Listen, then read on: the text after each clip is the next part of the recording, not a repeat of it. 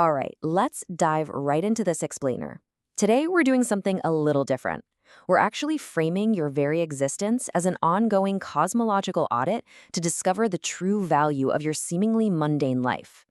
We're going to explore this totally fascinating narrative that suggests the universe isn't just cold and indifferent.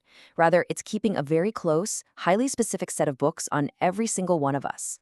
But before we begin the official audit protocol for your specific sector of the universe, let's do a really quick rundown of our agenda. We've got 5 parts today: the cosmological memo, the 48-hour loophole, auditing the universe, the misread ledger, and finally, made of older screaming.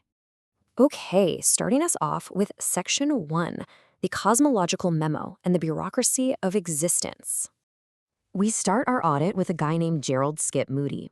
Skip is just an ordinary procurement worker, but on a slightly damp, totally regular Tuesday, he receives a highly unusual discontinuation notice. The memo literally informs Skip that his 43 cubic meters of space have been flagged for routine maintenance. Why? Well, the Office of Cosmological Logistics has classified him as a negligible entity. And listen, this isn't out of malice or some cosmic punishment. It comes from the Latin negligere, meaning to let pass. Skip has just been living generally rather than specifically, so the cosmos has essentially just been letting him pass by for 37 years. Naturally, Skip calls his buddy Dave. And Dave offers this perfectly reasonable, grounded response. The universe doesn't send memos, Skip. But Skip has exactly 48 hours before his specific space is scheduled to end. And you know what's wild?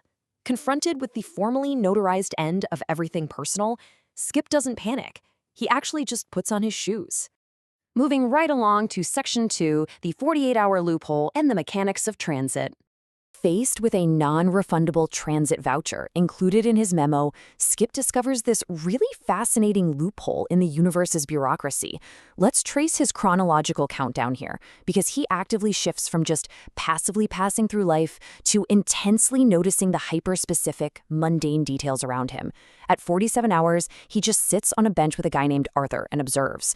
At 46 hours, he finally eats pad see-ew at that local Thai place he's been meaning to try for 4 years. By 34 hours, he's watching autumn leaves let go of their branches. And in his final 8 hours, he's writing down crystal clear observations. He is, for the first time, entirely present. This brilliantly illustrates the advice he gets from his cosmological advocate, Renata.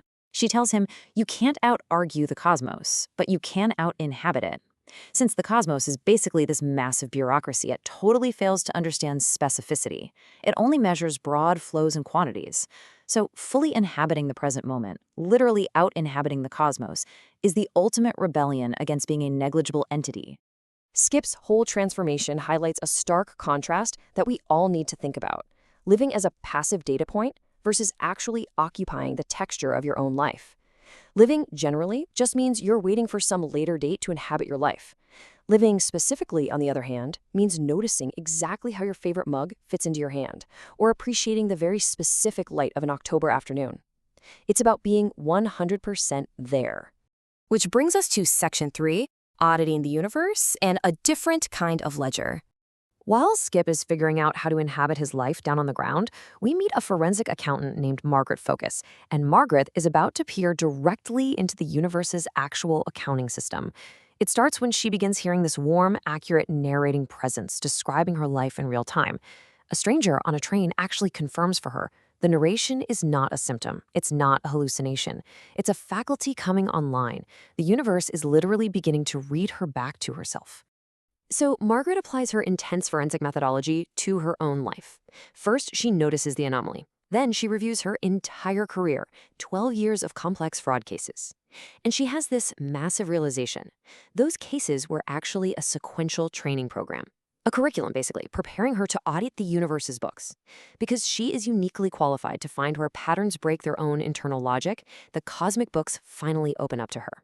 That takes us to Section 4, the misread ledger, and correcting the cosmological accounts. Inside those books, Margaret uncovers a monumental error in how existence has been calculated since the literal dawn of time. The universe maintains actual accounts, debits, credits, carrying values, and the bureaucratic misreading is staggering. The cosmos has been logging all human experience in the liability column, viewing it as a cost, a burden of consumed resources. But Margaret's forensic audit reveals the stunning truth. Ordinary, lived human experience isn't a cosmic liability, only uninhabited experiences. Specific, fully inhabited human experience belongs firmly in the asset column. It's the primary revenue of existence itself. So what's the real truth about these books? Well, the universe is not indifferent. It's actually deeply interested in the specific. It's just a bad communicator with a structural reading error. By acting as instruments that read the texture of the mundane everyday world, noticing entities, like Margaret and Skip, are slowly correcting the universal ledger. They're proving that living specifically moves human existence from a massive debt right into incredible profit. And finally, Section 5, made of older screaming and the ultimate return on investment. Deep down within a cosmic subledger, Margaret finds a marginal note explaining the incredibly violent stellar origins of our atoms. She finds an entry detailing how every single atom we contain was forged in the absolute violence of stellar and nuclear events. The ledger says, everything is fine, and also you are made of older screaming. I mean, it sounds completely terrifying at first glance, doesn't it? But the ledger frames this completely differently than you'd expect. Margaret's discovery reframes all this cosmic violence. It's not ongoing harm. It is the magnificent paid-in-full return on investment that makes your specific existence possible. Older screaming is literally just the interest on a very old, fully paid account. Your life, your specific ordinary Tuesday, is exactly what all that cosmic screaming was paying for. So, ultimately, there is only one asset that truly matters in this vast, mind-boggling cosmological ledger: the warm, specific, fully inhabited present moment. It's the exact moment you hold a coffee cup with both hands before it's even hot. It's the simple, profound act of being completely 100% alive to exactly where you are. So, as we close the books on this official cosmological audit, I want you to ask yourself a question. Are you truly occupying your own life, or are you just a negligible entity waiting for later? Because your specific experience, all the beautiful, messy, mundane texture of it, is exactly what the universe has been waiting to read correctly. So, are you ready to out-inhabit the cosmos?